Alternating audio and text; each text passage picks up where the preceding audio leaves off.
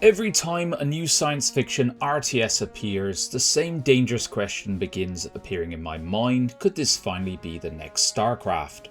A lot of games run away from this comparison, and maybe sensibly so, but ZeroSpace has looked at it and said, alright, let's do it all. Cinematic campaign, asymmetric factions, throw some mercenaries in there, heroes, co-op, and a persistent Galactic War mode. It is properly ambitious. And that ambition is probably what's attracted me to this project. I love RTS games, and I've been hands-on with ZeroSpace, and I'd say with the early access build I spent around 12 hours currently. Welcome to LT Gaming, my name is Tom, and this is our Should You Buy series, where we weigh up the good, the bad, and ultimately give you our honest take on whether a game is worth parting with your hard-earned cash for. We received pre-release access for this review, but the video is not sponsored and all opinions are entirely our own, so if you do appreciate honest strategy coverage without all the usual hype, give the video a like, subscribe to the channel, and let's find out whether ZeroSpace is genuinely ready to fill that StarCraft shaped hole. The RTS genre is in a good spot right now. We are seeing some genuinely excellent games come through, from the wonderfully old school warfare of something like Tempest Rising,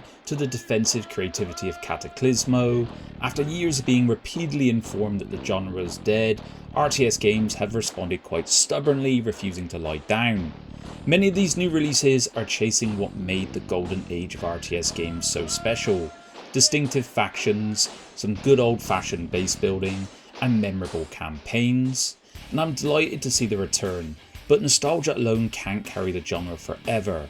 I want to see progression, persistent systems, and new reasons to keep playing after the campaign credits have rolled. And ZeroSpace clearly wants to provide that. But ambitions are a double-edged sword. For me, it's quite clear they're chasing the multiplayer side of things quite hard, and I think there's ample room for a new game to come through. I mean, people are still watching Age of Empires 2 at an extraordinarily high level, more than 25 years after its release. So the question is whether it can become a new contender, while still giving the rest of us who want the single player side enough to stay invested. So let's dive into it. Okay, let's kick things off with the good. And ZeroSpace's greatest success is the core RTS gameplay feels fun to play. Unit control is slick, responsive and precise. Armies move where you tell them, abilities activate quickly, and even during chaotic battles, I rarely felt disconnected from what was happening. Its streamlined three-part economy also lends into this. There's not a lot of repetitive busy work, allowing you to focus on just controlling the map, fighting over key points and deciding where your army and focus are needed. This constant territorial struggle gave it a slightly Dawn of War feel to me, so sitting behind your defences generally isn't an option. Army composition is also important. I found a few units I liked early on and produced massive numbers of them, and it worked until I was countered and it just dismantled my entire army. So once I started balancing infantry, heavy vehicles and aircraft, combat did become more satisfying. Now, ZeroSpace is an undeniably fast game, but being able to reduce the game speed in the options really helped me learn the systems properly, so I think this is a really good feature. The core factions do require different approaches. The Legion were my favourite. They combine mass infantry and some really wonderfully heavy hitting machinery. They had this cool option to drop a pillar which would spawn units, which was very useful during big battles. You also have features like mercenaries, which allow you to adjust your faction further, and then there's the heroes, and they add Warcraft 3 style abilities without replacing the need for a properly composed army altogether. So add all these elements into one and you've got a pretty cool RTS game out of the box. Now for me, the campaign is what's going to bring all of this together. It could have just been a competitive multiplayer game, but the campaign adds proper cutscenes, characters, dialogue choices, and progression between missions. And I mean persistent progression here, so you can really tinker and tailor with how your army is set up. The Galactic War side of things is harder to assess before the launch because there's no one in the game, but Luke and I did play a co-op match and it was highly entertaining, if somewhat a bit flawed, and I'll come on to that in the bad section. But the combination of all of this is why ZeroSpace is standing out. Combat is demanding but satisfying, factions encourage experimentation, and the campaign will give solo players a genuine reason to tune in. Before we get into where ZeroSpace still falls short, if you are enjoying the video, let YouTube know, give it a like for the algorithm, and of course feel free to subscribe to the channel. And feel free to let me know in the comments what is ultimately going to decide whether ZeroSpace is for you. Campaign, co-op, multiplayer? Let me know. Now the bad side of things, and the biggest weakness for me is fairly straightforward. It needs more content, particularly for players coming in primarily for the campaign. I played through the first 4 missions available in my pre-release build with some gusto, and then I reached a point where I couldn't go any further. And what's here is promising. The missions are distinct, including some cool scenarios where I'm battling on board a ship and stuff like this. But the campaign, even at launch, isn't going to be complete, and I think the devs need to focus on expanding this quickly. Players like myself will be drawn to ZeroSpace because it offers a substantial single player experience alongside the competitive modes, which are of less interest to me. Galactic War will come with a different concern, and it will depend heavily on having an active community.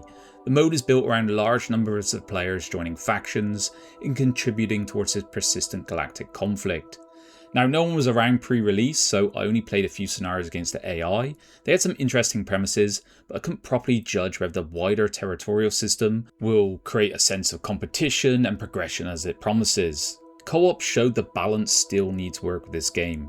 Me and Luke played a game, it was fun, but it frequently became frantic as we bounced between threats in a pretty chaotic game overall, and it was a bit like whack-a-mole. ZeroSpace is chasing that fast-paced StarCraft market, but this style isn't going to appeal to everyone, so it places a lot of responsibility on the campaign.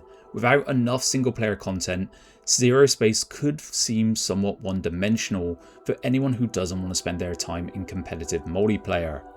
There were also some early access rough edges. I know fixes are being worked on during this period, even as we speak, but nothing fundamentally undermined the core gameplay. However, you're going to have to be comfortable buying into a game that you're going to watch grow and change with you. So the question, should you buy ZeroSpace? For competitive multiplayer players looking for a fast, responsive and mechanically demanding RTS, I think you're going to find something here. ZeroSpace has a strong foundation, factions feel distinct, army composition matters, and mercenaries open up further strategic combinations, and the battle for map control gives a sense of momentum to each match.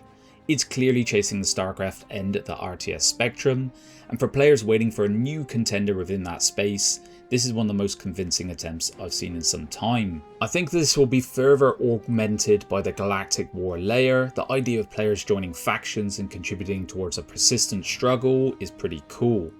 Single player fans, the recommendation requires a bit more caution. I think ZeroSpace needs to flesh out this side of the game quite quickly, and then the single player offering may be one of its better strengths. But you have to decide how comfortable you are with buying that potential before all of it is present. And of course, this is an early access game, so there are rough edges. I know fixes are being worked on, but you're not buying a feature complete, fully polished RTS. You're buying into a strong core and then trying to grow alongside it. And I think this game is a straight avoid if you don't like the highly demanding, ability heavy StarCraft style of RTS combat. It's just not going to appeal to you. So that was my thoughts on the game. Let me know in the comments what you think, and I'll see you guys on the next one. Bye bye now.